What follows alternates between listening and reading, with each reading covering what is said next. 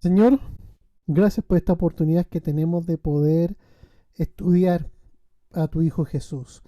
Gracias por esta bella oportunidad que tú nos das de poder compartir, de poder hacer amigos a pesar de la distancia y también de poder seguir aprendiendo. Señor, que todo lo que podamos hoy día poner en la mesa para aprender nos sirva para entender mejor a tu Hijo Jesús. Sabemos que se tejen muchas cosas que no se entienden bien y es para eso que tú nos has permitido tener esto, para traer luz y poner aún en alto a tu Hijo por el cual nosotros fuimos salvos. Gracias Señor, en el nombre de tu Hijo Jesús, amén y amén. Estamos tratando de poner a Mari de nuevo y voy a compartir mi pantalla. Esta clase viene en dos partes, les digo al tiro, así que tampoco va a haber tarea, pero, pero es una clase compleja, así que traten de poner bien harta atención, porque no es un tema sencillo, es un tema de los que en lo que estamos estudiando ahora en los institutos bíblicos donde más tiempo se gasta incluso. No es un tema sencillo, es un ramo totalmente aparte. Bueno, Bíblica Fe sin querer queriendo ha estado atacando casi todas las ramas de la teología sistemática. La teología sistemática habla de entregar ciertos pilares para entender la teología propiamente tal y en base a eso profundizar el estudio del Señor. Cuando hablamos de teología sistemática tiene varios capítulos grandes o pilares. En el primer ciclo atacamos el Evangelio propiamente tal, lo que era el Evangelio con el Evangelio de Cristo, y eso fue un tema sin querer se dio. Después vimos bibliología, como se llama en los institutos bíblicos, que es la formación de la Biblia, y lo vimos con Conociendo la Biblia. Hablamos de Canón, súper por encima, porque es muy profundo, y desglosamos libro por libro. Después de eso, este año ya terminamos con lo que sería, en idioma instituto bíblico, eclesiología, que le pusimos la iglesia. Y ahora estamos estudiando una de las ramas fuertes que es la cristología, pero también lo estamos suavizando.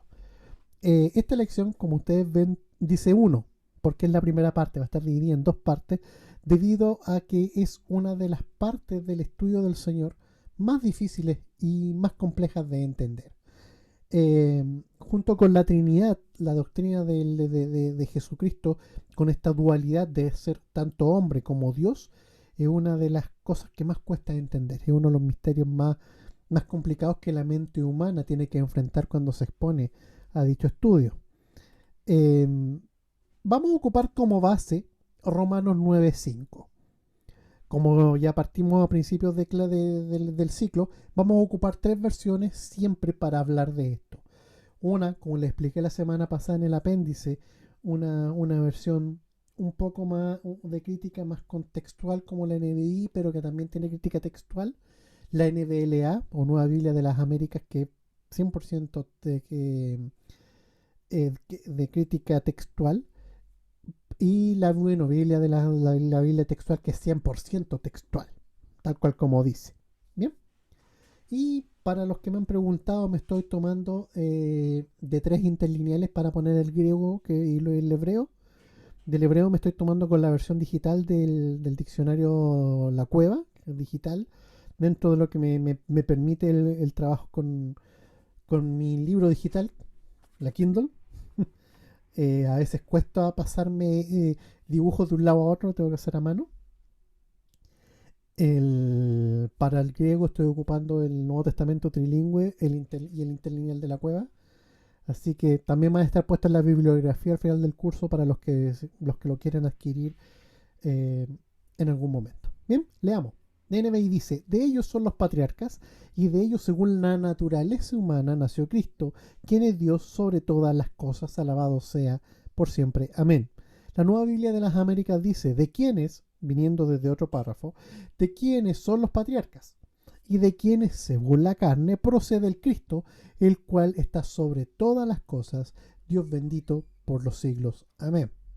Y la Biblia textual, también viniendo de otro párrafo, dice de quiénes son los patriarcas, y de los cuales, según la carne, vino Cristo, el cual es Dios sobre todas las cosas, bendito por los siglos. Amén.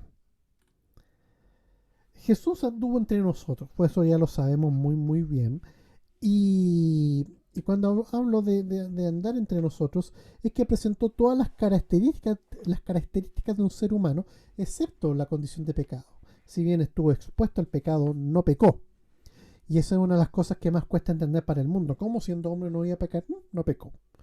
O si él hubiera pecado, la muerte lo hubiera retenido cuando muere crucificado en la cruz. Pero como la muerte no pudo retenerlo, como no había pecado en él, tuvo que soltarlo y por eso Jesús resucita. Eso. La muerte tiene derechos sobre nosotros por causa del pecado. Cuando no hay pecado, la muerte no te puede retener. ¿Se entiende? Bien. Recuerden, en cualquier momento levantan la manito, hacen un gesto y lo vamos conversando. Este tema, lo que vamos a ver ahora, requiere mucha sobriedad y prudencia. Hay que tratar de evitar dar opiniones personales. Hay que tratar de ser prudentes con lo que se va a decir porque es un tema de vida o muerte, como decía Juan 17:3. No es menor el tema. Estamos hablando de Jesús y su divinidad y su humanidad al mismo tiempo. En cosas que nosotros en mi trabajo decimos en track paralelos, en dual track. Y la doctrina sobre Dios es de vital importancia. Se han escrito libros sobre la doctrina del conocimiento de Dios. Hay uno muy bueno de un apologeta norteamericano llamado John Frame, que es buenísimo para hablar de esto. Y que bueno, no está Jorge de Libros Grafe, pero él lo tiene un librazo, literal, es un librazo, así un libro gigante, gordo. Pero está escrito en un lenguaje muy sencillo, de verdad que es muy fácil de entender, pero la doctrina sobre Dios es de vital importancia porque habla de cosas que se malinterpretan teológicamente y que como que tienden a ennegrecer el pensamiento de la divinidad de Cristo manifestada a través de él como hombre. La vida eterna y el mayor mandamiento están vinculados con el tema del presente estudio. ¿A qué me refiero yo con esto? Cuando hablamos de la divinidad de Jesús y del mandamiento más importante que es ir a las naciones a establecer discípulos y bautizarlos en el nombre del Padre, el Hijo y el Espíritu Santo, eso viene y la predicación tiene que basarse en Jesucristo resucitado y en este Jesucristo que hizo milagros como Dios, pero que transitó como hombre para vivir todas las cosas que nosotros como hombres estamos sujetos a vivir. Bien, ¿qué es lo que vamos a ver en esta clase puntualmente? Vamos a hablar del monoteísmo bíblico, vamos a hablar de Jesucristo hombre y vamos a hablar de Jesucristo Dios. La próxima semana vamos a hablar de otros temas como son las controversias y las doctrinas heréticas asociadas a eso, que aunque ustedes no lo crean, siguen manifestándose. Tienen unos nombres súper raros, pero que se siguen manifestando, pero con otros nombres, y eso lo vamos a ver la próxima clase. Bien, el monoteísmo bíblico, eso es lo primero que vamos a hablar. La Biblia enseña que existe un solo Dios y que Dios es uno solo. Esta doctrina viene desde hace mucho tiempo, no es algo nuevo. Viene desde la antigüedad, como lo podemos leer en Deuteronomio 6:4 o en Segunda de Reyes 19:15, en Nehemías 9:6, Salmo 83:18 y el 86:10. El Dios de Israel, que se reveló en el Antiguo Testamento, es el mismo Dios del cristianismo, no hay otro, no hay otro. ¿Por qué hago esta salvedad? Porque algunos dicen, y eso lo vamos a ver en la próxima clase, algunos dicen de que el Dios del Antiguo Testamento es totalmente distinto al Dios del Nuevo Testamento. Algunos dicen que Dios es Jesús y solamente se centran en él, desbaratándola y sacando de cuajo a la Trinidad de aquí, sabiendo que la Trinidad sí está presente desde los tiempos antes de que existiera el tiempo y el mundo. Pero el Dios de Israel es el mismo Dios del cristianismo. Jesús no solamente ratificó este monoteísmo judaico, sino que afirmó que Yahweh, Dios de Israel, mencionado en Deuteronomio 6 del 4 al 6, es el mismo Dios en el que el Hijo se reveló. Que el Hijo revela, como dice Marcos 12, 29 al 32. Y miren lo que dice Pablo en Hechos 22, 14. Luego dijo, El Dios de nuestros antepasados te ha escogido para que conozcas su voluntad y para que veas al justo y oigas las palabras de su boca.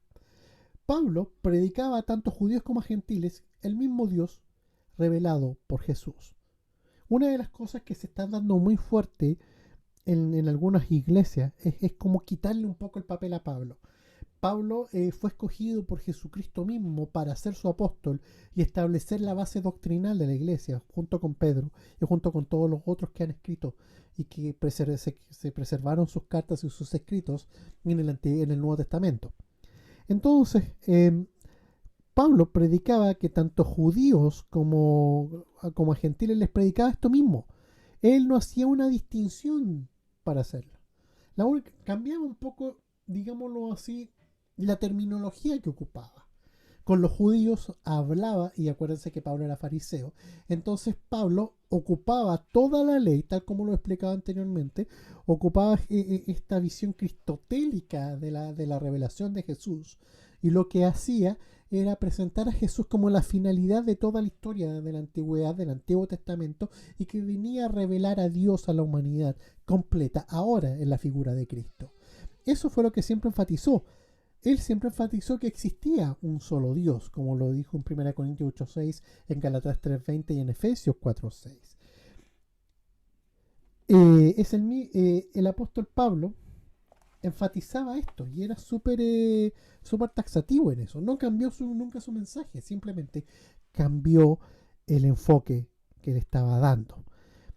Y la Biblia enseña que el Padre es Dios, el Hijo es Dios y el Espíritu Santo es Dios, concepto trinitario.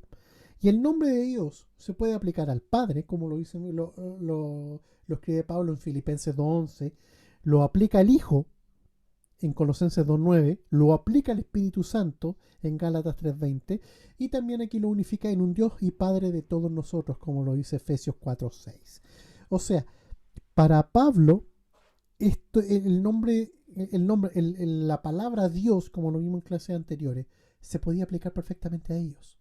¿Por qué? Porque ellos son Dios en tres personas, que es el concepto de la Trinidad manifiesta. Esta cuestión trinitaria. El Nuevo Testamento no contradice para nada al Antiguo Testamento, se corresponden totalmente. El Nuevo Testamento no lo contradice, revela lo que antes estaba implícito en el Antiguo Testamento. Lo que no estaba hacia la vista, lo revela completamente el Nuevo Testamento. El Antiguo Testamento revela la unidad en la Trinidad, pero el Nuevo Testamento revela a la Trinidad en esta unidad, en esto lindo que se mueve entre Padre, Hijo y Espíritu Santo. Esta doctrina no contradice el monoteísmo ni la doctrina de la unidad tampoco anula la Trinidad. ¿A qué me refiero yo con esto? No se contradicen, o sea, sí hay un solo Dios, monoteísmo, pero la Trinidad tiene que ver en un Dios compuesto de tres personas. Para que me entiendan, la Trinidad puede ser entendida como la unión de tres personas, Padre, Hijo y Espíritu Santo, en una sola divinidad, siendo iguales, eternos, de la misma sustancia y a la vez distintas, siendo Dios cada una de ellas. Suena enredado, pero es un solo Dios compuesto de tres formas y cada uno con un rol aplicado. No es que sea uno superior al otro, se mueven y se supeditan y se cuidan, se viven y trabajan en un solo punto común que somos nosotros, la humanidad. Tres personas en uno, va más allá de tres en uno, Iván. Es un Dios en tres personas. No es un tres en uno. Un solo Dios, tres personas que conforman este Dios. Eh, Muchos lo han querido, sobre todo los gnósticos y los neognósticos, han querido decir de que todas las religiones antiguas tenían una triada. Una triada, por ejemplo, en Egipto eran Horus, Iris y Osiris. No me recuerdo, en la mitología griega era Zeus, era Hera y era el hijo de ambos, no lo recuerdo, pero era una trinidad. Pero ahí eran tres dioses formando una triada, que son tres dioses. Nosotros no tenemos una triada, tenemos una trinidad, que son tres personas formando un solo Dios.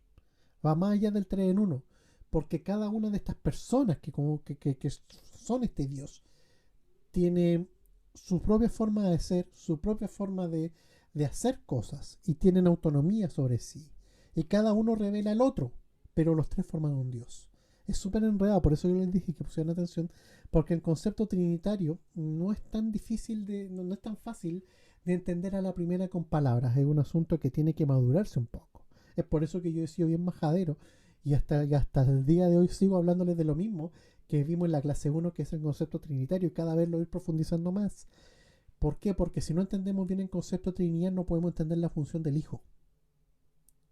Y al no poder entender bien la función del Hijo, no vamos a poder a plenitud hablar del Hijo para atraer más gente al Padre. Fíjense. No sé si me supe explicar, Iván, pero no es un tema sencillo. Así que, si no lo entendiste, dime y le damos otra vuelta. Tranquilo, sí entendí, gracias. Ya. Si alguien no entendió, para el dedo, me avisa, escribe. Está abierto para hacer preguntas, siempre.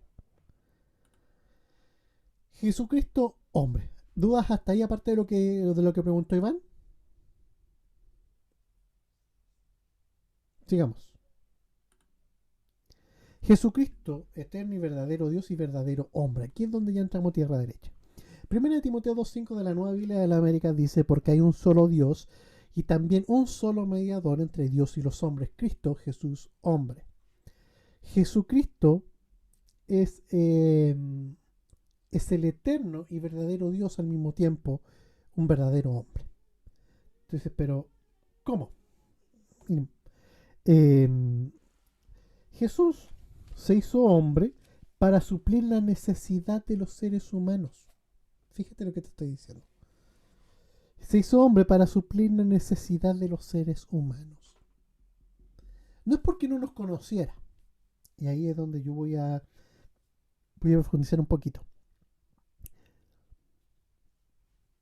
Como dice Juan 1, el mundo fue creado por él y para él. Significa de que somos creación suya. Al ser creación suya, no es que no nos hubiera conocido, pero si él no se hubiera encarnado, no hubiera podido entender nuestra naturaleza y a través de ella proveer salvación. La humanidad fue la que falló a través del error de Adán.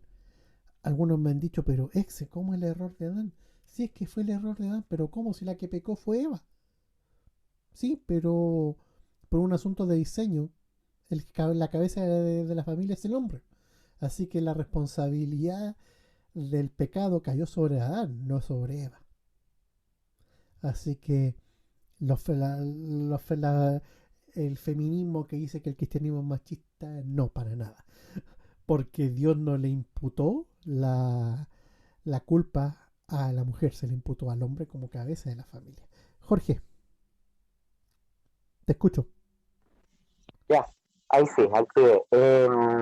Por eso mismo Dios le pregunta le pregunta directamente a Adán, ¿dónde estabas tú? Algo así si no me equivoco, como Claro, explicaciones. pidiéndole cuenta por lo que hizo su mujer mientras la dejó sola. O sea, Adán dejó sola a su mujer.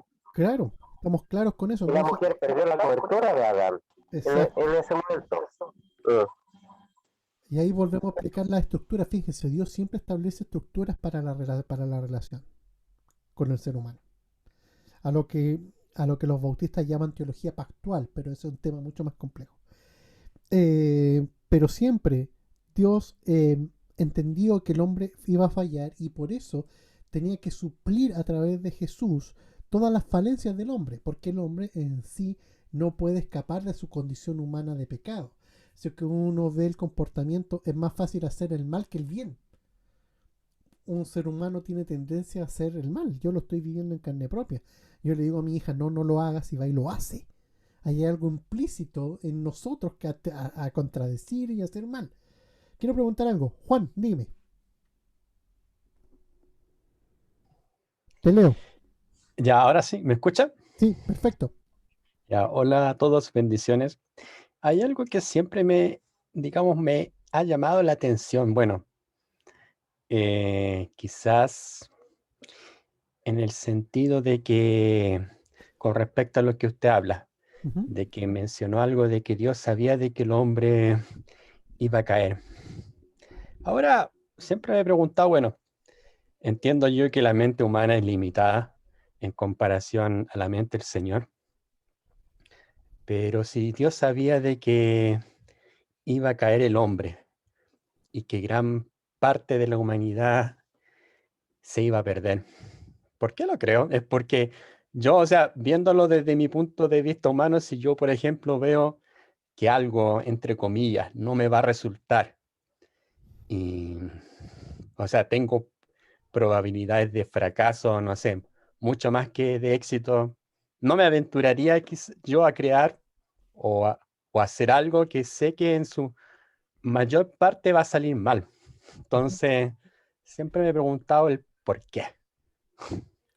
Mira, Porque a mi mente así resulta ilógico y es quizás hasta penoso pensar de que muchas personas, o sea, se van a condenar siendo que en parte la culpa fue precisamente de Adán, po. O sea, claro. porque todos de cierta forma estamos por el pecado, venimos, pero es como, ojo, estoy hablándolo desde mi punto de vista como humano. Está bien. Es como un poco medio injusto que a todos se nos inculpe el pecado, siendo que en sí no, quizás si hubiera estado en el lugar de Adán, no lo sé, Dios sabe. Quizás, o sea, si hubiéramos tenido cada uno, es el, ¿cómo se llama? Un libre albedrío de decidir si pecamos o no. Es como, bueno, quizás me aparté mucho del tema, pero No, no, surgió no, a no, través no. de la pregunta que usted No, hizo, tiene que ver. que sea de lo que usted dijo. Tiene que ver. Tiene que ver. Tiene que ver. Tiene que ver. Existe algo que es la doctrina de la imputación. ¿M? La doctrina de la imputación habla del pecado del hombre imputado en Jesús y que la justicia de Jesús y la santidad de Jesús es imputada al hombre para que Dios pueda mirar al hombre pecador y verlo santo, justo y lo pueda aceptar. Porque Dios no puede mirar el pecado. No puede mirarlo. Sí, ¿Cierto? sí. Cuando Dios, cuando crea al hombre, lo crea perfecto. Perfecto. No, no conoce el mal. No tiene mal. Y le da una sola instrucción. Una sola. Que es no comas de este árbol. El pecado original como no es el sexo como lo plantearon los católicos hace mucho tiempo. El pecado original es la desobediencia a Dios, el desobedecer su mandato. Entonces, esa desobediencia, producto de la tentación del diablo, imputó al hombre de algo que la tentación imputó el pecado al hombre, le metió pecado. Entonces el ADN del pecado vino a vivir espiritualmente en el hombre. Entiendo. Al vivir espiritualmente en el hombre, ser humano, la única forma, el Señor se arrepintió, acuérdate que por eso manda el diluvio, porque quería destruir Sí, la pero humanidad que ya no daba más, y ahí, al final se ahí algo arrepintió. le quería preguntar.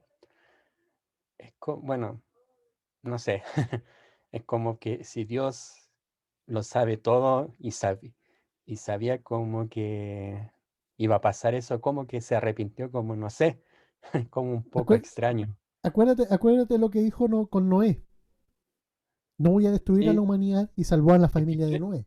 creo que en algunas versiones dice como algo distinto, le dolió, no sé. Le dolió, Mm, se compadeció, sintió algo aquí y dijo, no, no voy a destruir al hombre. Y por eso yo ocupo el arco iris como señal de mi pacto, de que nunca voy a destruir a la humanidad de esta forma.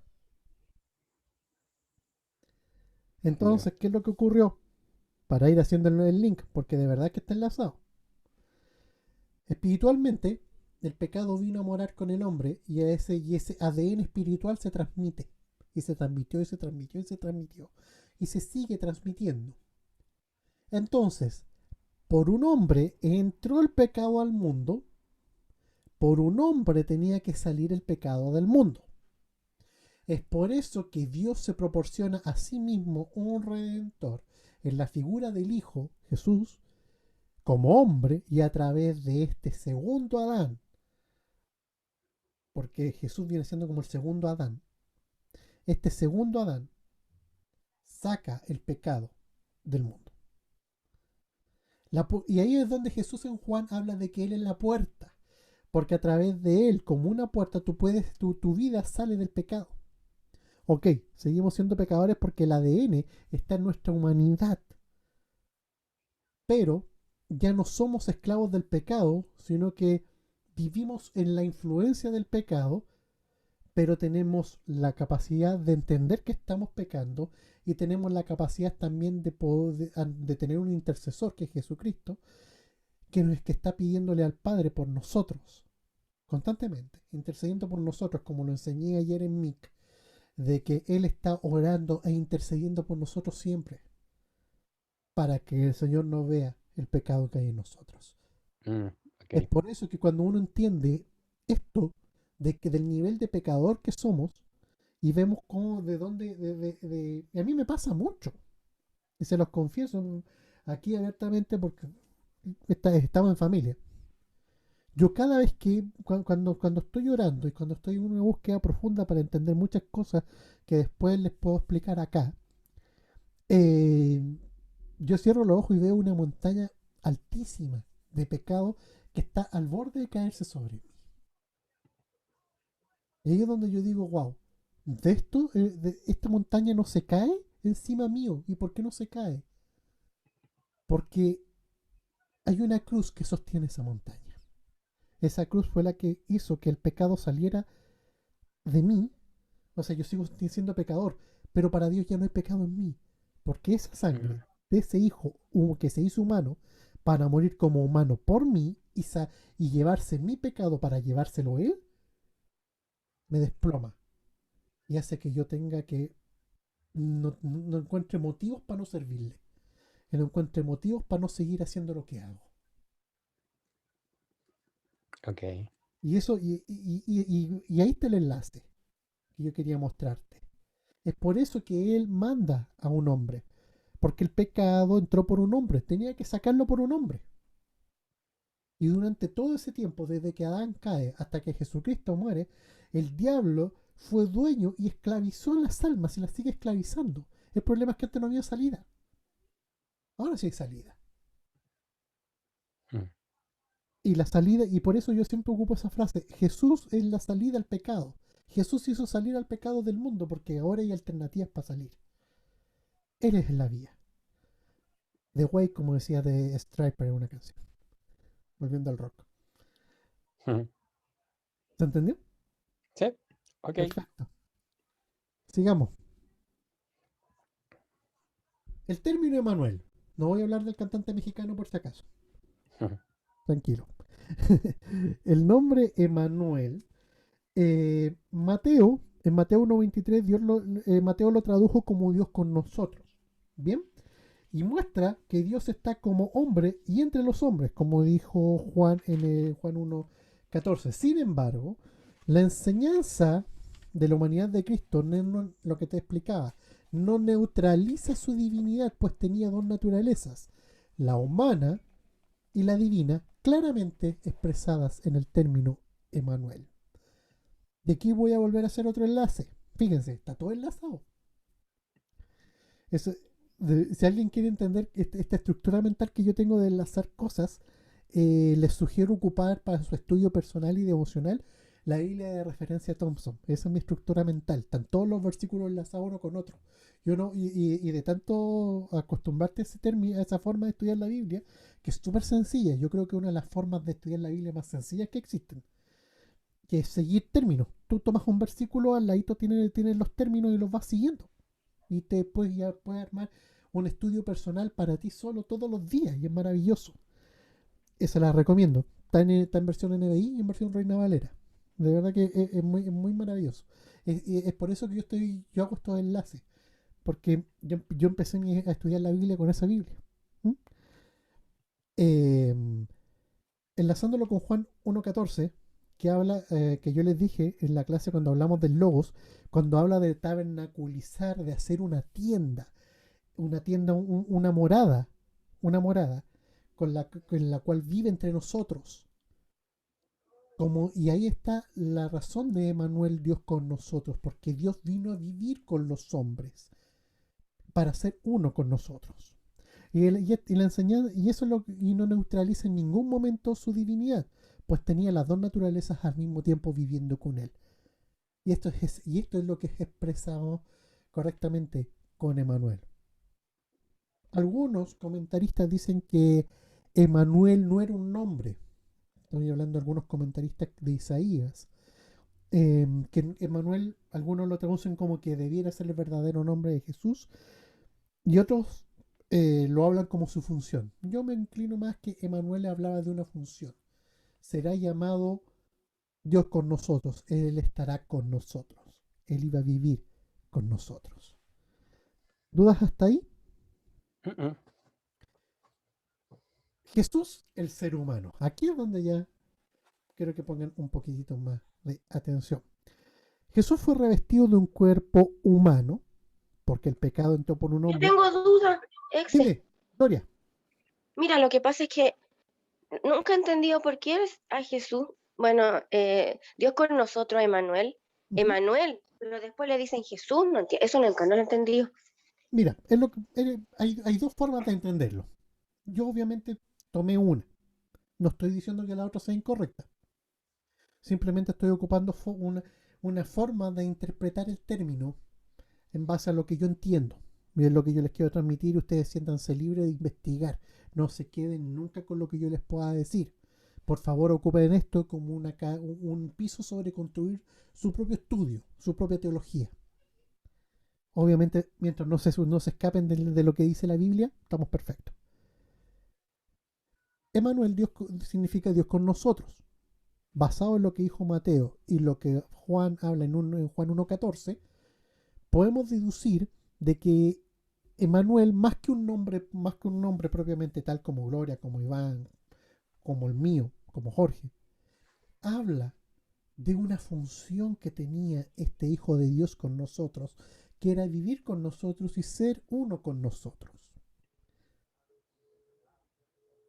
Jesús tiene una connotación muy divertida porque es un nombre muy común y se condice con lo que Isaías también declara en Isaías 52 y 53 cuando habla del siervo, de que no iba a llamar la atención por nada, de que iba a ser una persona común y corriente, sino que lo que iba a llamar la atención en él era su divinidad propiamente tal manifestada. Entonces, cuando hablamos de Emmanuel, algunos comentaristas hablan de un nombre propio y algunos comentaristas, y que fue la corriente que yo tomé, se traduce como la función de este Hijo de Dios de vivir con nosotros. ¿Se entiende? Sí, entiendo, pero la otra postura no la entendí. A ver, existen dos corrientes para interpretar Emmanuel de Isaías. ¿Ya? Una habla de que Emmanuel como nombre, que debiera haber sido un nombre. Y la otra que habla de una función. Una cosa es el nombre, y por nombre no fue, por algo el ángel enviado directamente por Dios le dice a José que le ponga Jesús, que Jesús y Josué en hebreo se escriben 99% igual. Pero nosotros aquí lo enseñamos como que habla de función. La función de Emmanuel, de estar un Dios con nosotros. Dios se hizo hombre para estar con nosotros y ser con nosotros. Ser parte de nosotros. Y de ahí viene su humanidad. Ahí se hizo Dios con nosotros. Dios vivió con nosotros. Eso lo entendí. Eso es. Súper. Pero la otra postura que dijiste que los demás, no me acuerdo cómo es la palabra que dijiste, ¿Comentaristas? comentaristas, eso no entendí. Ya. Los comentaristas son aquellos teólogos que toman versículos o libros de la Biblia y lo que hacen es, en base a lo que ellos estudian y a lo que ellos entienden y a lo que se supone que debieron haber orado para entender, para que el Espíritu Santo les revelara, eh, van comentando los versículos, en base a eso escriben libros o notas en las Biblias de estudio. Esos son los comentaristas. Casi todas las Biblias de estudio tienen comentarios escritos por alguien o por algún equipo. La pega de comentarista es súper compleja, no es fácil. Porque tú escribes algo mal o pones una interpretación que no es la correcta, puedes armar una doctrina equivocada del porte un buque. Eso es un comentarista. Ya, entiendo. ¿Sigamos? Sí, gracias. No, démosle nomás. Jesús, el ser humano. Jesús, como ya vimos, fue revestido de un cuerpo humano porque el pecado entró por un hombre y por la justicia de Dios tenía que ser vencido por un hombre, que fue lo que le expliqué antes. Me adelanté un poquito con la respuesta.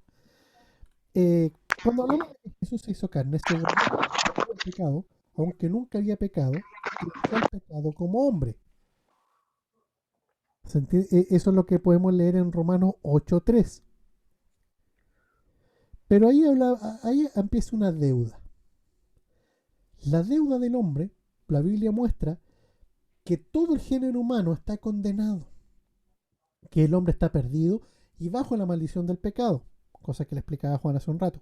Eso lo leemos en el Salmo 14, 2:3 y en Romanos 3:23. Todos somos deudores y ninguno puede pagar la deuda del otro. La deuda del pecado sobre nosotros es tan alta, es una deuda con Dios, porque le estamos fallando a Dios.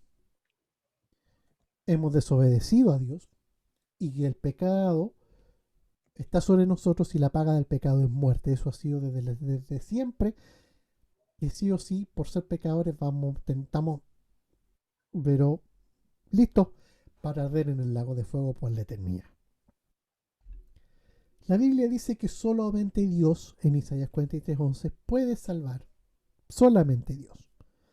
Y cuando Jesús estuvo en la tierra, Él no aprovechó ninguna de sus cualidades divinas para vencer al diablo, sino que lo que hizo fue mantener su naturaleza humana, negándose a ser Dios, y se hizo semejante a los hombres.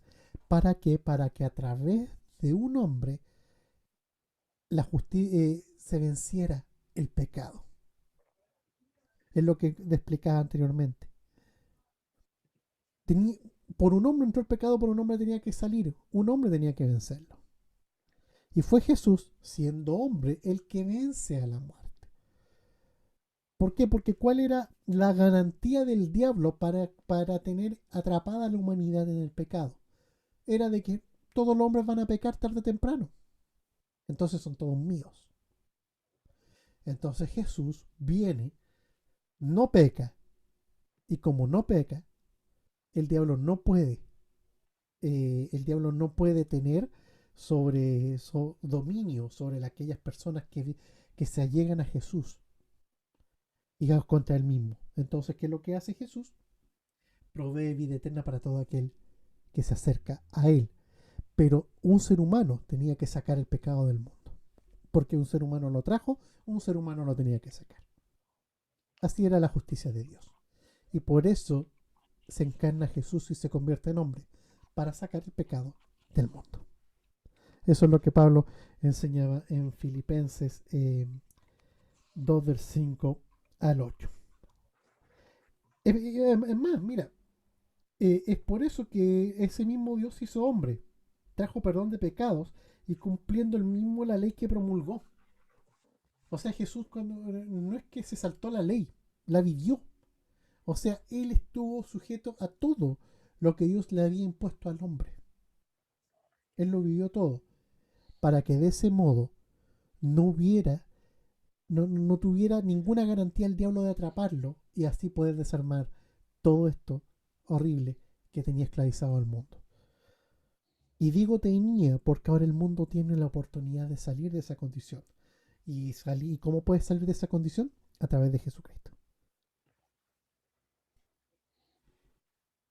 Em, como hombre, tenía esta limitación de espacio y tiempo. Estaba limitado por lo mismo que estamos limitados nosotros. Pero aún así, con todo, él se sujetó al Padre. Y esa es la razón por la que Jesús dijo que el Padre era mayor que él, como lo leemos en Juan 14:28. Los evangelios revelan características del ser humano en Jesús. Hay un montón de cosas. Por ejemplo, me adelanté. ¿Qué dice? Apriete algo. Por ejemplo, todo ser humano nace de una mujer, crece y muere. Tiene emociones, se alegra, se entristece y su cuerpo se cansa y se fatiga. Cristo experimentó todo esto cuando estuvo con nosotros. Nació de una mujer, aunque fue engendrado por el Espíritu Santo. Su nacimiento, es decir, el parto propiamente tal, fue normal y común como el de cualquier ser humano. Bueno, en esa época no sé si existían las operaciones cesáreas para los embarazos, para los partos complejos, como ahora.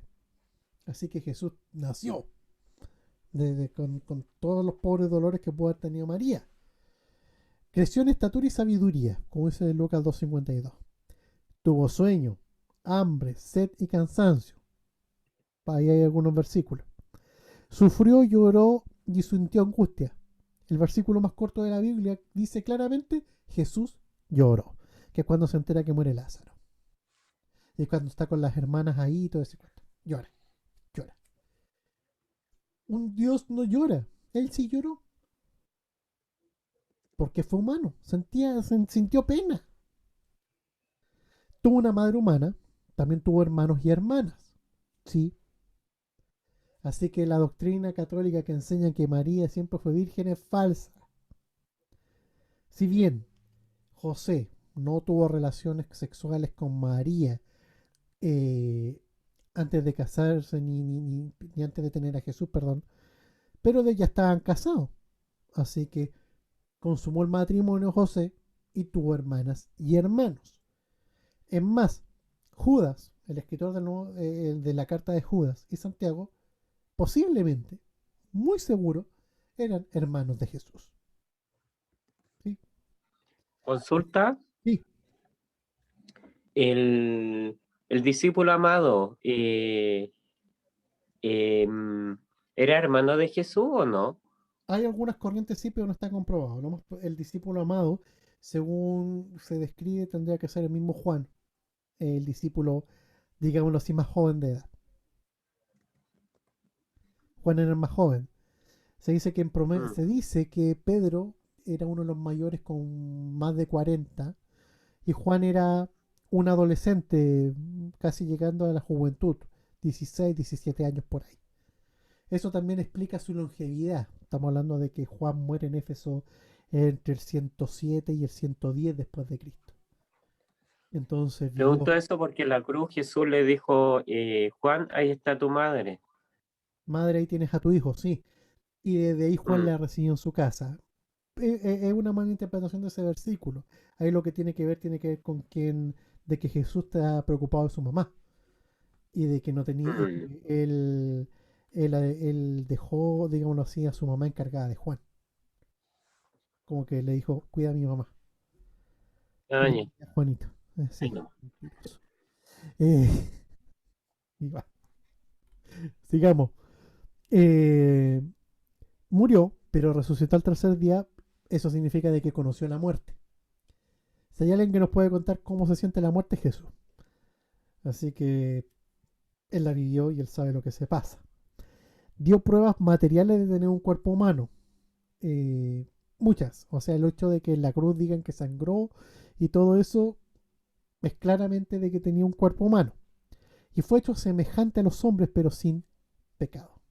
Tal cual como se lo acabo de mencionar.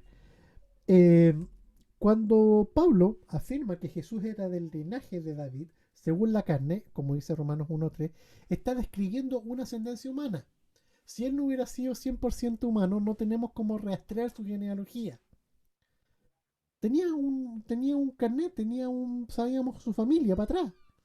José era de Belén, del linaje de David y así para atrás. Ni Mateo ni Lucas hubieran podido hacer esas genealogías tan correctas. para llegar hasta Adán mismo, como llegaron. Tenía que haber una trazabilidad, ocupando el término, familiar. Y entonces si hubiera sido divino, no tenemos cómo rastrearlo.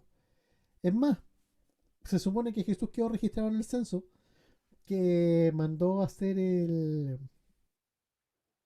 ¿Quién era el emperador que vino después de César Augusto? Bueno, el emperador romano cuando Jesús nace.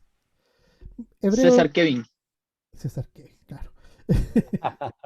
Hebreo 2.17 de la NBI dice: por eso era preciso que en todo se asemejara a sus hermanos, para ser un sumo sacerdote fiel y misericordioso al servicio de Dios a fin de expiar los pecados del pueblo. Tenía que ser humano para poder asumir el sumo sacerdocio que quita el pecado del mundo.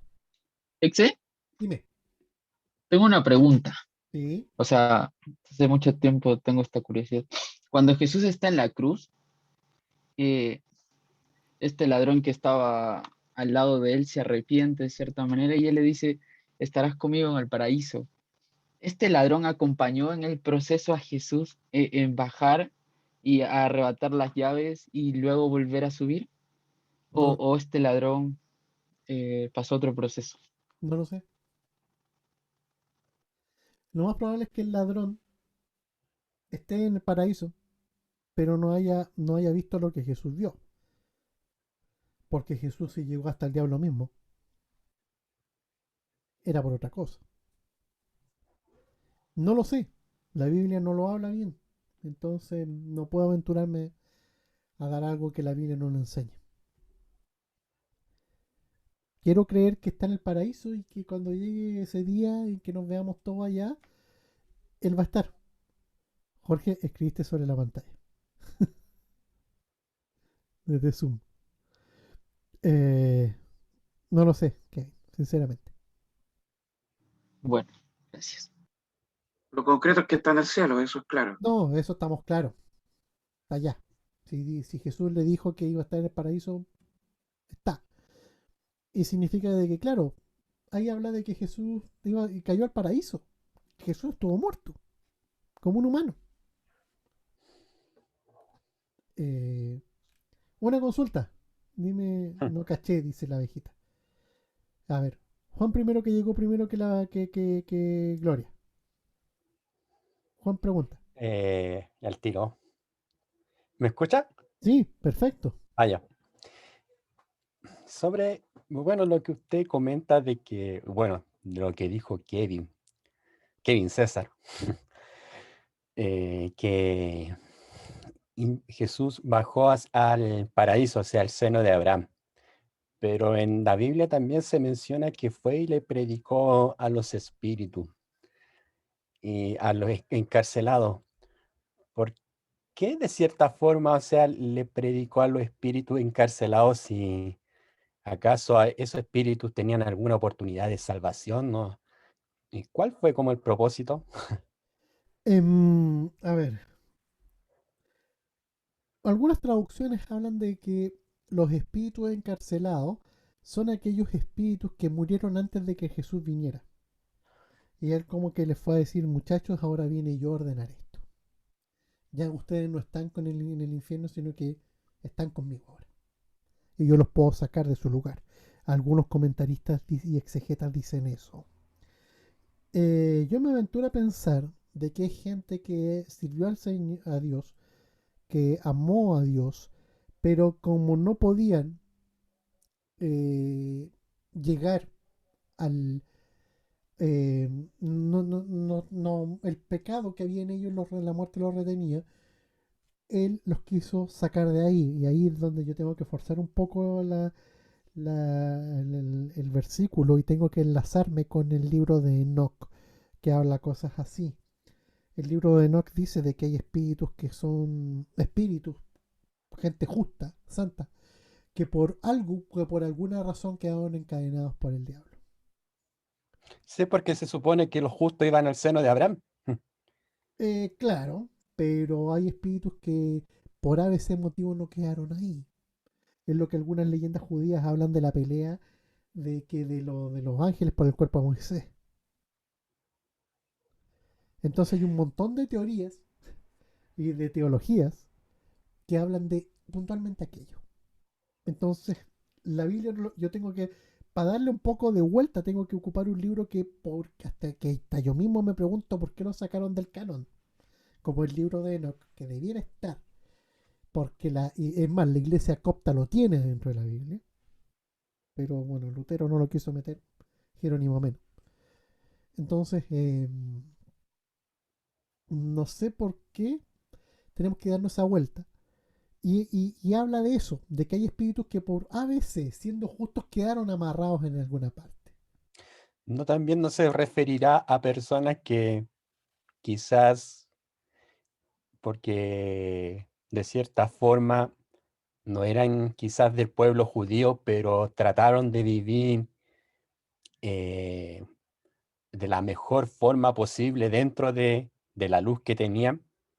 Mm, eh, Es que también aquellas personas, antes de porque Jesús, perdón, hay perdón, personas, dime tú. obviamente me imagino que hay muchas personas que quizás no tenían la revelación divina de Dios como que tenía el pueblo de Israel, Ujú, pero sí quizás habían escuchado, no sé, pues, porque igual lo que les pasó al pueblo de Israel, la Biblia denota, y eso fue un hecho que a todas las personas los asombró, o sea, que Dios haya sacado un pueblo tan débil en ese momento y librado de una mano poderosa como la del faraón.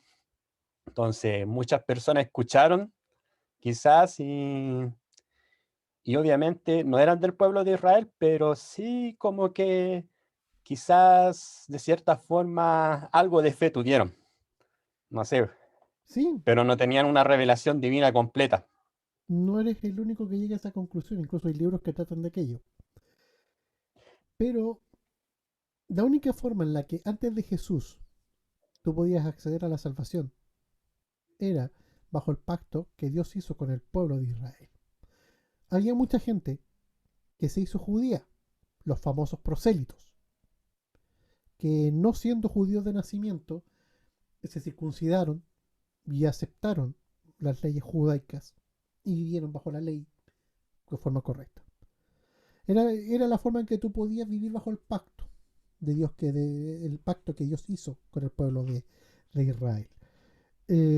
Pero no, cuando hablamos de espíritus encadenados, tienen que ver con espíritus que están como enganchados, como que están en algo ahí, metidos. Y ahí es donde, como para poder interpretar eso, tengo que volver a una fuente extra bíblica, aunque yo creo que está casi adentro, como el libro de Enoch. Y ahí es donde también puedes enlazar versículos de Génesis y puedes enlazar versículos de Judas. Eh, y ahí es por eso que habían espíritus que son justos, pero algo pasó que se encadenaron, que los amarraron. Y ahí es Ok. donde Jesús entra. O otros de frentón dicen que son almas que no tenían salvación en ese momento.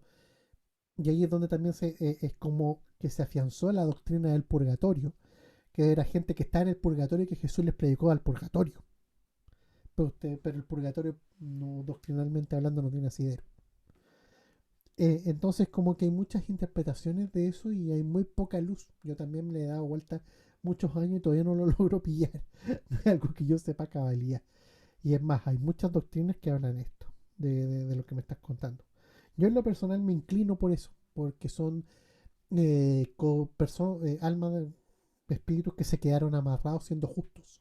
Y que y que Jesús les vino a decir, yo vine y tengo la llave ahora de la vida y de la muerte y voy a volver a ver cómo ordenó esto en algún momento. Disculpa, se me ocurrió algo recién porque está Jesús está Jesús preencarnado, que estaba con la espada flotando en el cielo. Ay, no me acuerdo cómo se lo he escrito. Cuando David hizo el censo y, y el espíritu de Jehová, el espíritu de Jehová sale escrito en la Biblia, que nosotros sabemos que es Jesús. eh, Empezó a matar personas a causa de la desobediencia de David.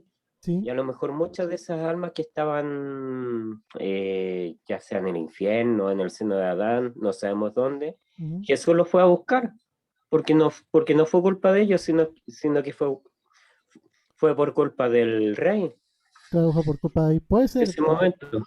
Puede ser, puede ser, pero cosas que se ocurren a veces. eso puede ser. Lamentablemente, si no está en la Biblia, no podemos convertirlo en doctrina. Sí. Pero son cosas que que uno los puede pensar y yo tengo una larga lista de preguntas que me voy a llegar al cielo a preguntar, así que tranquilo. Yo entre más leo la Biblia termino con más preguntas, yo creo que tengo más preguntas que usted, porque de verdad que yo como que le doy vuelta, leo los versículos y digo no entiendo nada. Leo y leo, leo y no entiendo nada. Es porque la mente humana es totalmente limitada y entra al campo de la Yo te imaginación. veo como el mentalista haciendo uniones con hilos rojos, este versículo con este otro. Una cosa así. Gloria, tú tenías una pregunta.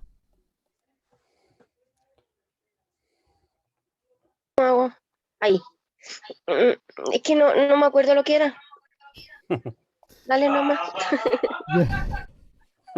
Pucha, yo estaba, yo dije, ya, la pregunta de la Gloria, la pregunta tenía Gracias, mi niño. Sí, hay un rosario ahí al lado de la Biblia. ¿Dónde? Tiene una significancia, algo así. Por el Jesucristo Dios, la imagen que pusiste. ¿Dónde? Uy, sí, un rosario, qué vergüenza. Yo me paso a retirar. Ecumenista. Ay, ecuménico, qué chistoso. Bueno, esta imagen yo la saqué de una librería que se llama Faith Gateway, que son puras imágenes cristianas. Es un crucifijo. Yo me paso a retirar. Es un crucifijo. Cada una de esas perlitas que Ok, tiene la miren, Biblia, miren, o sea, perdón, miren. la Está cruz mirando. es un rosario. Es un Te lo rosario. digo porque yo fui católico. ¿Viste? ¿Para A qué veces soy. Hasta ahora. cacho los rosarios? Yo nací canuto. Voy a cambiar la imagen. Sí, es un rosario. Ya, pero no importa. Detalle. Voy a escribirlo en mi cuaderno virtual, como el Jorge Gorgori. De hecho, esa Biblia que dice Peace Psalms es la católica. ¿Cómo sabes tú que es la católica? No, el voleo nomás. Él era católico. La Biblia del pichón. La Biblia es la Biblia, muchachos. Solamente que las versiones católicas y algunas protestantes tienen deuterocanónicos. Nada más. Ah, ok. Pero sí hay malas traducciones católicas como también hay malas traducciones protestantes, tranquilo. Ese es otro tema. Yo he intentado leer la Biblia de mi suegra porque ella todavía sigue el catolicismo y la verdad que es muy enredada. No he podido. Tiene un orden distinto que aunque tú no lo creas, es el orden correcto. Ese es otro tema. Y tiene el libro Macabeo que dice cosas que nada que ver. No, pues por eso, pero es otro tema. Pero eso lo expliqué en las primeras clases de Conociendo la Biblia. Tengo que subir esos videos a YouTube. Pero están. Eso fue el ciclo del año pasado. Estuvimos 5 Sigamos. meses y medio estudiando. Muy bien, Marianela. Claro, aparte de las malas introducciones, hay malas interpretaciones también. Sí, la mala exégesis. Bien. Ay, Marianela. Gracias por tu aporte. El libro del Superman Donella. Jesucristo Dios. La Biblia enseña y afirma explícitamente que Jesús es Dios a igual al Padre y tiene la misma, por tanto tiene la misma esencia o sustancia. Jesús no es mitad Dios y mitad hombre, porque no cambió nada en la encarnación, de modo que él es perfecto hombre, como Pablo le enseña a Timoteo en 1 Timoteo 2.5, y es perfecto Dios en toda plenitud, como Pablo le escribió a los Colosenses en Colosenses 2.9. El término griego aquí es morfe, forma. Ese fue el que usa Pablo en Filipenses 2.6 e indica una esencia inmutable. O sea, Jesús en ningún momento pierde su calidad de Dios al momento que se encarna. Siguió siendo Dios, siguió viviendo como Dios, simplemente estaba contenido en este envase de la humanidad. Por lo tanto, jamás dejó de ser Dios, nunca dejó de ser Dios. Simplemente cambió su naturaleza, digámoslo así, espiritual a una física y que en ella y vivieron ambas naturalezas. Y aquí hay un montón de referencias bíblicas que por asuntos de tiempo no voy a poder profundizar, pero se las leo.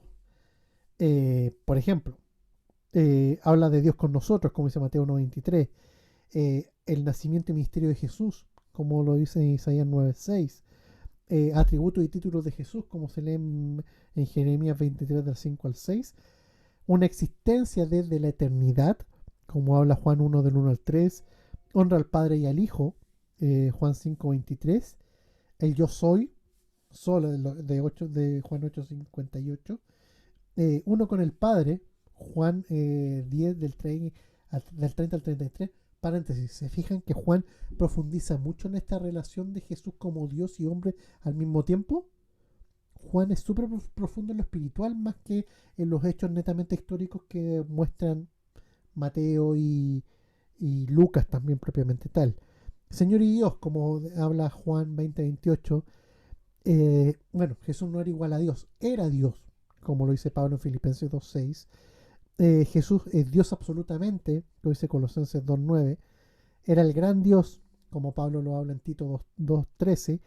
Pedro testifica que Jesús es Dios, como lo escribe al inicio de su segunda carta, 2 Pedro 1:1. Un solo Dios verdadero, como dice Juan 17:3. Y el alfa y la omega, el que va a volver, como dice Juan en Apocalipsis 1, del 7 al 8. Me hubiera gustado poder profundizar esto, pero por tiempo no alcanzamos. Y eso que partimos justo a la hora, pero creo que fue muy entretenido el poder escucharlo y que bombardearan con preguntas. Es lo más lindo. Para alguien que enseña, lo más lindo es que lo tapen a preguntas. Porque uno, porque uno se da cuenta de que quieren aprender. Así que lo mejor que pueden hacer es preguntar, y para eso es la instancia. Por eso los teléfonos, los micrófonos no están silenciados. Y el único micrófono que silencié puntualmente es el de Margarita, porque yo sé que la chiqui anda por ahí. Eso. Bien. Continuará. Bien. La otra semana. Oye, Axi, ¿no podéis seguir un ratito? No, de que puedo, pero no sé si todos puedan. Porque es opcional lo de las mujeres, o sea, no sé si las demás se quieren ir, pero es opcional. Démosle Si nomás, uno se quiere démosle. conectar, no se conecta, pues. Pucha, no sé. Bueno, quedan en libertad de acción. Dale, Claudia. Voten. Que están en libertad de acción. Ustedes saben que aquí no. Saludos, ex, yo me retiro. Bendiciones, muchas gracias. Ok. Voy a empezar a hablar de los versículos un rato más. Ya. Y, por ejemplo, cuando hablamos de Dios con nosotros, el versículo de Mateo 1:23, a ti, Claudia, yo también voy a la conexión de mujeres. Ningún problema, Evelyn. Gracias. Bendiciones, se cuidan. Dice, aquí en Mateo está mencionando claramente a Isaías 7:14 en la profecía del Dios con nosotros. Esta profecía que se cumplió en el Nuevo Testamento, de que era Dios entre los hombres. Es cierto, muchos personajes de la Biblia tienen este nombre él, la terminación él. La terminación él habla del nombre de Dios implícito en el nombre. Por ejemplo, Daniel, que significa Dios es mi juez. Elías, que dice que Jehová es Dios. Y así sucesivamente. Por ejemplo, mi nombre, Ezequiel, es Dios es mi fortaleza. Y así. Pero Dios con nosotros, aquí si lo analizamos a la luz del contexto, son varios lo analizamos según el contexto. Aquí habla de Dios con nosotros, Dios viviendo con nosotros, su divinidad implícita en un cuerpo humano y viviendo con nosotros para estar con nuestra naturaleza completa. Miren lo que dice Isaías 9:6: porque un niño nos es nacido, hijo nos es dado, el principado sobre su hombro se llamará su nombre admirable, consejero, Dios fuerte, Padre eterno y príncipe de paz. Esta profecía mesiánica habla del ministerio, del nacimiento y obviamente del ministerio de Jesús. habla netamente de su ministerio, de todas las cosas que iba a hacer, porque eso analiza fue, su nombre fue admirable, fue un consejero, se mostró como un Dios fuerte y como el Padre eterno que viene de la eternidad y el príncipe que estableció la paz, pero no la paz como que no hay guerra, sino que la paz firmada entre el hombre y su creador, que permite que nosotros podamos ser reconciliados con él. Jeremías habla de ciertos atributos y títulos de Jesús. Miren lo que dice. Estoy leyendo la Biblia de las Américas. Dice: He aquí vienen días, declara el Señor, en que levantaré a David un renuevo justo. Y él reinará como rey, actuará sabiamente y practicará el derecho y la justicia en la tierra. En sus días será salvo Judá e Israel morará seguro. Y este es su nombre por el cual será llamado el Señor, justicia nuestra. En hebreo viene siendo como, bueno, transliterando. Ustedes saben que está el tetragramatón, que es el nombre de Dios en hebreo, que no tiene consonante, que pues, lo más cercano sería siendo como Yahweh, y es Tzidkenu, que es nuestra justicia. Tzidkenu es nuestra justicia. El Señor es nuestra justicia. Esta es otra profecía mesiánica y él habla de todos los atributos que iba a tener Jesús como descendiente de David, un renuevo justo, y el rey de toda la tierra y el que iba a salvar a Israel. Es más, todo esto se reveló en el Nuevo Testamento, por ejemplo, en, en Romanos 1.3, en Hechos 3.14 creo, en el 4.12 y también en Apocalipsis, en el 19.16. Al final, este renuevo de David, llamado el Mesías, es llamado también justicia nuestra. Cuando hablamos de la existencia desde la eternidad, hablamos del Logos. En el principio existía el Logos y el Logos estaba con Dios y el Logos era Dios. Él estaba en el principio con Dios. Todas las cosas fueron pues, hechas por medio de él y sin él nada de lo que ha sido hecho fue hecho. Esto ya lo expliqué en la clase anterior, más profundamente cuando hablamos del Logos propiamente tal. Cuando hablamos de Juan 8:58, miren lo que dice. Jesús les dijo: de cierto os digo, antes de que Abraham fuese, yo soy. Aquí Jesús está hablando netamente de su divinidad totalmente atemporal. En Jesús, en Dios no existe el tiempo. Es una medida para nosotros, pero no para ellos, no para Dios. La Trinidad no tiene tiempo. La Trinidad no tiene esta línea finita que tiene un principio y un fin. Es algo que no sé qué forma tiene. Y este atributo divino, él muestra, aparece cuando hablamos del Dios de Israel en Éxodo 3.14, en Deuteronomio 3:32-29. Jesús se declaró a sí mismo como el yo soy del Antiguo Testamento. Es más, algunos han transliterado el nombre de Dios como yo soy, el yo soy. Acuérdense que cuando se le revela a Moisés dicen yo soy el que soy. Y habla de esto, yo soy. Y él habla de eso, de que Jesús está hablando netamente de que Él es de que Él es Él, de que Él siempre ha existido y siempre ha estado. Habla de un presente eterno y que viene antes de Abraham. Por eso los judíos lo querían matar, porque se puso por encima de algo tan sagrado como es Abraham. Cuando habla de ser uno con el Padre en Juan 10, 30 al 33, la declaración de Jesús de ser uno con el Padre no solo trata de una cuestión de pensamiento de comunión. Los judíos obviamente interpretaron correctamente el sermón de Jesús y por eso no aceptaron la verdad.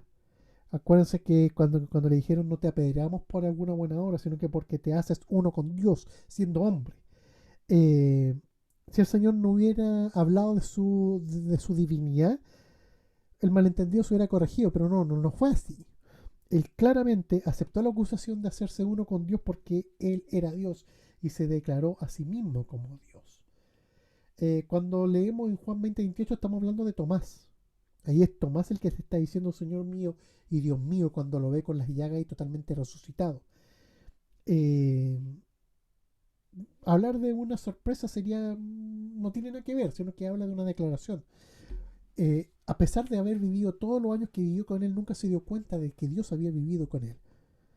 La única forma de que un humano vuelva a la vida es por a través de un atributo divino o porque Dios mismo te sacó de la tumba, como lo hizo Jesús con Lázaro. Y eso fue lo que entendió Tomás ahí. Que Dios mismo tuvo que haberlo hecho volver. Y en este caso Jesús es Dios. Entonces Dios mismo aparece vivo. Porque la muerte no puede retener a este Dios.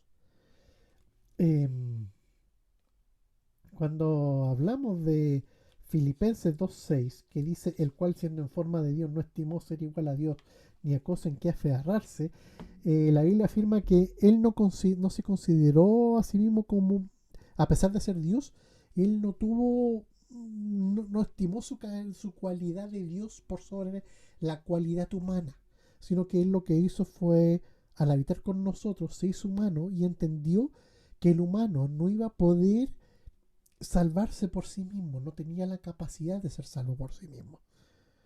Entonces él prefirió sacrificarse por amor a la humanidad a la cual vino para poder darle la vida eterna. Eso es lo que Pablo quiere hablar aquí y se enlaza perfectamente con Colosenses 2.9 que dice, Colosenses 2.9 dice, porque en él habita corporalmente totalmente la plenitud de la deidad. Dios es absolutamente hombre y es absolutamente Dios. No un Dios de segunda categoría. Aquí está hablando de que todo pasa en paralelo. Dios y hombre. Y ahí es donde también habla Pablo cuando en Tito 2.13. Es lo que dice Tito 2.13. Ahí dice. Aguardando la esperanza bienaventurada y la manifestación gloriosa de nuestro gran Dios y Salvador Jesucristo. ¿Se fijan?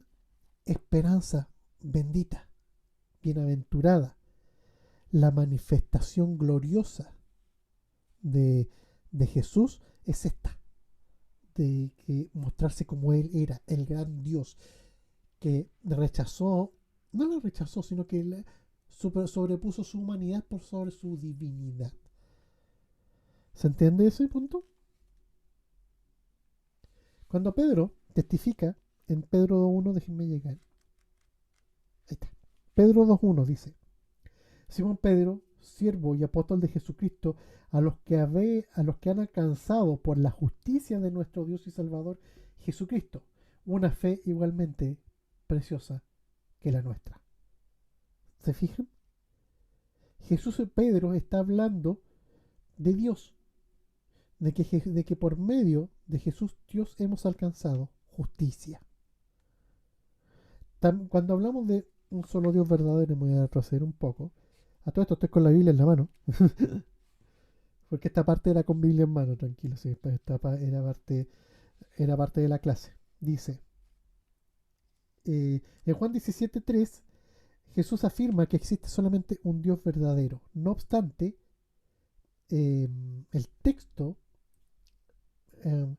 habla de manera directa que Jesús es el verdadero Dios y la vida eterna. Y ahí es donde me enlazo con Apocalipsis 1 del 7 al 8. Miren lo que dice. He aquí viene con las nubes y todo ojo le verá, y los que le traspasaron. Y todos los linajes de la tierra harán lamentación por él. Sí, amén. Yo soy el alfa y la omega, el principio y fin, dice el Señor, el que es y que era y el que ha de venir, el Todopoderoso. Juan 17.3 afirma que hay un solo Dios verdadero y que es el alfa y la omega, el Todopoderoso que va a volver. Es más, todo el primer capítulo de Apocalipsis habla de esto. Habla de que él mismo era Dios y que siempre ha existido y que va a volver. Y esto refuerza la idea de que Jesús es un Dios todopoderoso que siempre estuvo. Alfa y Omega es una representación de principio y fin, de que yo estoy en todo, soy todo, y como todo tengo todo el poder, incluso el poder de yo mismo, haciendo referencia a lo que enseñaba Juan, es que yo pongo mi vida, nadie me la quita, yo la entrego voluntariamente, porque tengo hasta ese poder, tengo el poder de entregar yo mismo mi vida, porque sé que no la pierdo, porque nadie puede quitármela. Cuando Jesús habla eso en Juan, habla de este poder que se manifiesta totalmente en Apocalipsis, de este poder que abre, que traspasa el tiempo y que traspasa un poco más allá de lo que nosotros podemos entender. A tal extremo es tanto lo todopoderoso que nadie podía quitarle su vida, sino que él mismo se la deja quitar, porque nadie tenía poder sobre él, porque muchas veces se escondió, muchas veces desapareció, pero él voluntariamente en el momento preciso prefirió ocupar su poder para dejarse matar, para que nosotros pudiéramos acceder a reconciliación y vida eterna. Eso era lo que por tiempo, no sé cuánto rato nos habríamos pasado, pero eso era lo que nos faltaba por compartir. Eso, muchachos, grande Aslan, dice este otro. Nos pasamos de la clase, no ni cuarto. Sí. Tengo una duda. En Juan 18:5, el yo soy que el yo soy que dice Jesús en ese momento, dice, tengo entendido que se manifestó todo el poder divino de Jesús en ese momento. ¿Y por qué no está incluido en los yo soy se estudian? ¿Cómo fue? No, es que se te cortó. Eh, a- Se te corta, Jorge. Por eso no te entendí. que cuando hablan los soldados que fueron a... Se corta. ¿Se escucha o no? Ahora te escuché. Algo. Ya. Mencionaste un Juan versículo. Juan 18:5. 18:5, ¿cierto?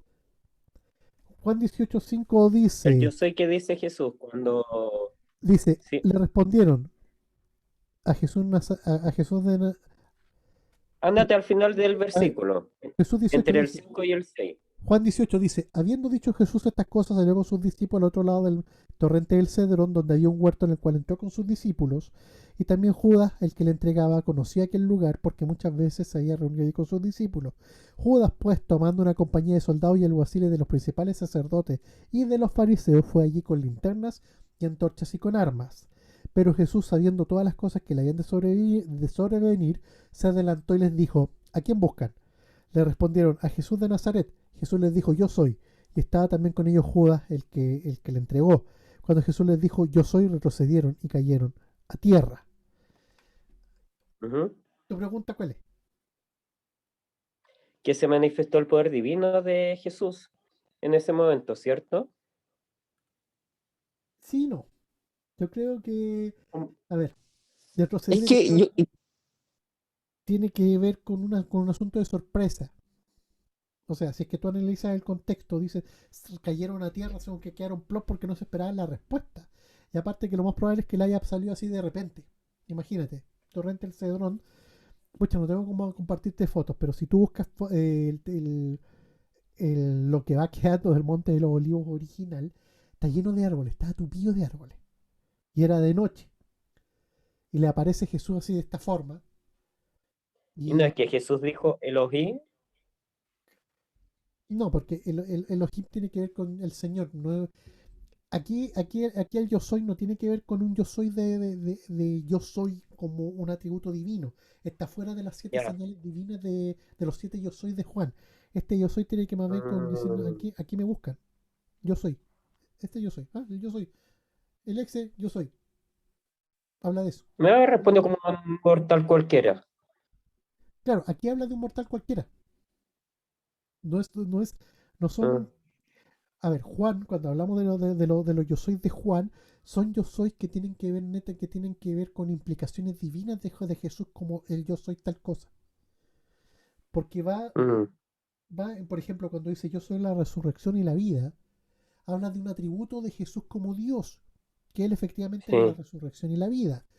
Él demostró un atributo divino al sacar de la tumba a Lázaro y de él mismo salir de la tumba. Cuando yo soy la puerta, él habla de que por esta puerta pasa la gente, es porque es un atributo divino de él en que permite que la gente que está en pecado salga y de que el pecado salga a través de él para que nosotros podamos ser salvos. Y así. Aquí no está hablando de un atributo divino revelado. Aquí está hablando de un indicativo de decir yo soy. Yo estoy aquí. Yo. Aquí me buscan a mí. A mí. Eso es. Ya, entendí. Gracias. ¿Quién más? Mil gracias, dice Abejita. Ah, se fue Astrid. Yo pensé que todavía estaba con nosotros. Ya pues, oramos. Nos pasamos 20 minutos de clase, no importa. Estaba bueno. Si a ustedes les sirve, a mí me sirve más. ¿Oramos? También Exe manda, por favor, Démosle.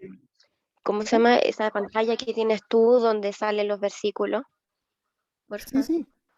Tengo que subir el de la semana pasada, que tampoco lo subí, así que tengo que hacer. Que este fin de semana estuve de cumpleaños Margarita, así que no pesqué el computador mucho, así que. Por eso. Pero yo los fines de semana tengo que subir la acción anterior y esta. Para Hoy me que, estoy quedando dormido. para que puedan verla en YouTube y para descargar el PDF, aunque no hay tarea. Así que. Pero para que la tengan, porque van a tener que ocuparlo para hacer una tarea XL que viene la próxima semana. Oramos para despedirnos. ¿Parece? Amén, oremos. Señor, gracias por esta oportunidad tremenda de poder comprender y aprender de la divinidad de tu Hijo Jesús que se hizo hombre para padecer, para sufrir como un hombre y que por un hombre el pecado y la muerte fueran vencidos. Y nosotros podamos estar acá disfrutando de la eternidad a pesar de seguir en nuestro cuerpo mortal, podemos entender y vivir cosas eternas gracias a tu Hijo Jesús. Señor, bendice a todos mis hermanos, a los que se tuvieron que ir. Bendícelos, Señor. Sabemos que tenían compromisos. La clase se nos hizo un poco extensa, pero agradezco enormemente, te agradezco por permitirme también que ellos compartan estos guías. Sabíamos que había otra actividad, terminé a las 9 de la noche. Y es lindo, Señor, que ellos puedan obedecer al llamado de la congregación en lo que tienen que hacer. Y gracias, Señor, por lo que se han quedado, por su cariño y por hacer que León de Judá lata por ellos y para ellos. Cuida, Señor, a mis hermanos, a los que se tuvieron que desconectar también, bendícelos, protégelos, que esta pandemia no los toque, restáuralos, sánalos y hazlos crecer. Gracias, papá. En el nombre de tu Hijo Jesús. Amén y Bien.